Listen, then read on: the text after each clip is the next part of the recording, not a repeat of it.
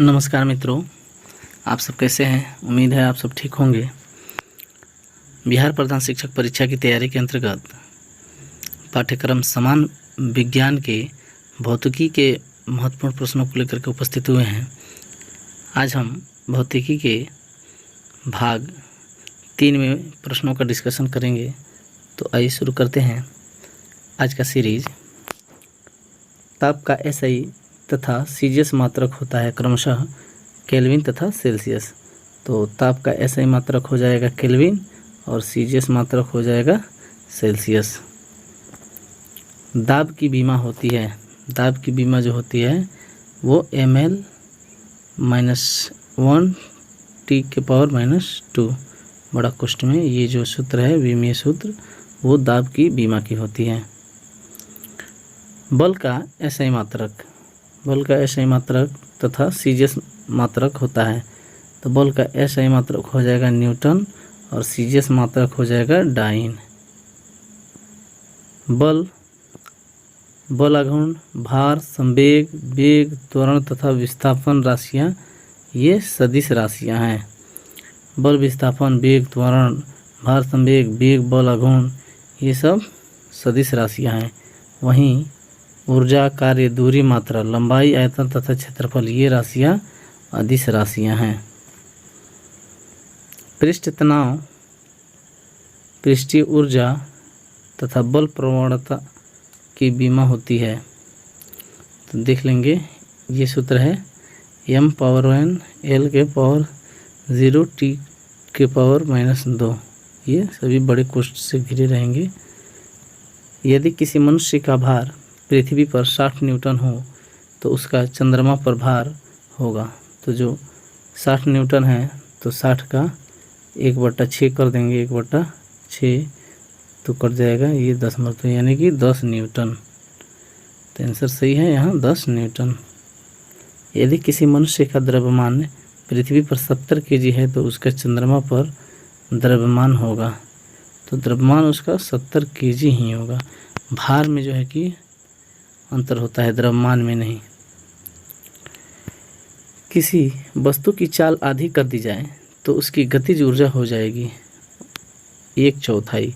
किसी वस्तु की चाल आधी कर दी जाएगी तो उसकी गतिज ऊर्जा जो है कि वो 1/4 हो जाएगी। यदि किसी वस्तु की चाल दुगनी कर दी जाए तो उसकी गतिज ऊर्जा 4 गुनी हो जाएगी। आइंस्टीन का द्रव्यमान ऊर्जा समीकरण है E = mc², जहाँ c निर्वात में प्रकाश की चाल है जो कि 310⁸ मीटर mc। तो जहाँ m बराबर द्रव्यमान होगा। आगे देखेंगे आइंस्टीन के द्रव्यमान ऊर्जा समीकरण को जिस सिद्धांत के नाम से जाना जाता है उसे सापेक्षता का सिद्धांत कहा जाता है। सापेक्षता का सिद्धांत।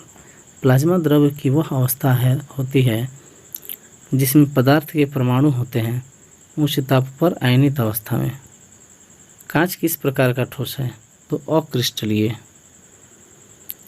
सर्वाधिक आघातवर्धनीय ठोस है, सर्वाधिक आघातवर्धनीय ठोस है सोना।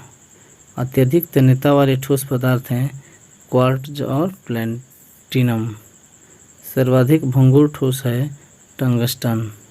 भारत में मीट्रिक पद्धति अपनाई गई वर्ष 1957 में। लंबाई के मात्रक मीटर को प्रकाश के तरंग दैर्घ्य के पदों में परिभाषित किया गया वर्ष 1960 में। 1 मीटर बराबर होता है क्रिप्टॉन 86 के नारंगी प्रकाश के 1650 763.73 तरंग दैर्घ्य। सूक्ष्म जीवों की लंबाई मापी जाती है माइक्रोन में। अति सूक्ष्म जीवों का मात्रक है एंगस्ट्रॉम। परमाणुओं के नाभिक का व्यास मापने की इकाई है फर्मी या फेमेटोमीटर। कंप्यूटर और माइक्रो प्रोसेसर में प्रयुक्त घड़ी है क्वार्ट्ज घड़ी। वैद्युत धारा, वैद्युत धारा का मात्रक है एम्पियर। किसी वस्तु की अपेक्षा दूसरी वस्तु के वेग को कहते हैं सापेक्ष वेग। वृत्तीय गति करते हुए कण द्वारा 1 सेकंड में तय किया गया विस्थापन कहलाता है कोणीय वेग। कोणीय वेग का संकेत क्या होता है? ओमेगा। किसी पिंड के वेग में होने वाले परिवर्तन की दर कहलाती है त्वरण। त्वरण कहलाती है। वेग बढ़ने से त्वरण का मान क्या होता है? तो वो धनात्मक होता है, यानी बढ़ता है। किसी पिंड के वेग में परिवर्तन का मान ऋणात्मक हो तो पिंड में उत्पन्न त्वरण को कहते हैं मंदन। स्टेशन के समीप आती हुई गाड़ी में त्वरण उत्पन्न होता है या मंदन? तो स्टेशन के समीप आती हुई मंदन। आइजैक न्यूटन ने गति के अपने 3 नियमों का प्रतिपादन जिस ग्रंथ में किया है उसका नाम है प्रिंसिपिया। न्यूटन के गति विषयक प्रथम नियम एक अन्य नाम से भी जाना जाता है, वह है जड़त्व का नियम। यानी कि कोई भी वस्तु या तो गति में है तो गति में रहना चाहेगी, या विरामावस्था में है तो विरामावस्था में रहना चाहेगी, जब तक कि उस पर कोई बाह्य बल न लगाया जाए। तो ये न्यूटन का प्रथम नियम भी है और ये जड़त्व का भी नियम है। न्यूटन के गति के विषयक तृतीय नियम को किस अन्य जो है कि नाम से जानते हैं? तो क्रिया प्रतिक्रिया का नियम। किसी पिंड, ध्यान देंगे, किसी पिंड को दिया गया आवेग बराबर होता है पिंड में उत्पन्न संवेग परिवर्तन के। त्वरित गति से ऊपर चढ़ते हुए लिफ्ट में हमें अपना भार महसूस होता है बढ़ा हुआ। त्वरित गति से नीचे उतरते हुए लिफ्ट में हमें अपना भार अनुभव करते हैं घटा हुआ। नीचे उतरते समय यदि लिफ्ट की डोरी टूट जाए तो उसमें बैठे व्यक्ति का भार होगा 0। चंद्रमा पर किसी पिंड के भार या द्रव्यमान में से अपरिवर्तित रहेगा तो द्रव्यमान। चंद्रमा पर किसी पिंड के भार या द्रव्यमान में से कौन अपरिवर्तित रहेगा? तो द्रव्यमान जो है कि वो अपरिवर्तित रहेगा, भार परिवर्तित हो जाएगा, क्योंकि वहाँ पे 1/6 होता है पृथ्वी की अपेक्षा भार। रॉकेट के ऊपर जाने का सिद्धांत है संवेग संरक्षण का सिद्धांत। पृथ्वी की ओर किसी वस्तु के गिरने से उसका संवेग बढ़ जाता है। अभिकेंद्र बल बराबर होता है F = mv²/r। बल आघूर्ण का मात्रक है न्यूटन मीटर। कोणीय वेग और उसकी त्रिज्या के गुणनफल को क्या कहते हैं? रेखीय वेग। अभिकेंद्रीय बल का परिमाण है नियत रहता है। अभिकेंद्रीय बल की दिशा निरंतर बदलती रहती है। किस बल के कारण पृथ्वी सूर्य के चारों ओर चक्कर लगाती है? तो ये अभिकेंद्रीय बल के कारण पृथ्वी जो है कि वो सूर्य के चारों ओर चक्कर लगाती है। वृत्तीय मार्ग पर चलते हुए किसी वस्तु पर परिधि की ओर लगने वाले बल को कहते हैं अपकेंद्रीय बल। सर्कस में एक झूले से दूसरे झूले पर जाना किसका उदाहरण है? जड़त्व आघूर्ण का। बर्फ पर स्केटिंग करना उदाहरण है जड़त्व आघूर्ण का। एसआई पद्धति में जड़त्व आघूर्ण का मात्रक है किलोग्राम/मीटर²।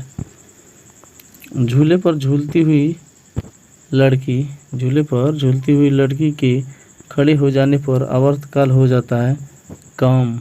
एक लड़की झूला झूल रही है, उसके पास एक दूसरी लड़की आकर बैठ जाती है, झूले के आवर्तकाल पर क्या प्रभाव पड़ेगा? तो वो अपरिवर्तित रहेगा। किसी गति के कारण पृथ्वी सूर्य के चारों ओर चक्कर लगाती है, तो वो आवर्ती गति के कारण।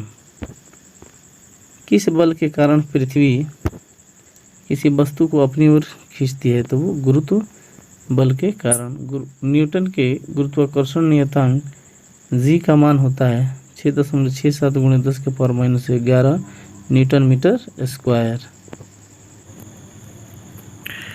गुरुत्वीय बल की प्रकृति सदैव होती है आकर्षण की। पृथ्वी पर किसी वस्तु के पलायन वेग का मान होता है 11.2 किलोमीटर प्रति सेकेंड। आदर्श मशीन वह है जिसकी दक्षता की मात्रा होती है 100%। भौतिक तुला कार्य करती है आघूर्ण के सिद्धांत पर। अश्व शक्ति किसका मात्रक है? तो शक्ति का। 1 किलोवाट में कितने वाट होते हैं? तो 10⁻³ वाट। तो मित्रों, ये रहे भौतिकी के महत्वपूर्ण प्रश्नों का डिस्कशन। मिलते हैं नेक्स्ट वीडियो में, तब तक के लिए जय हिंद।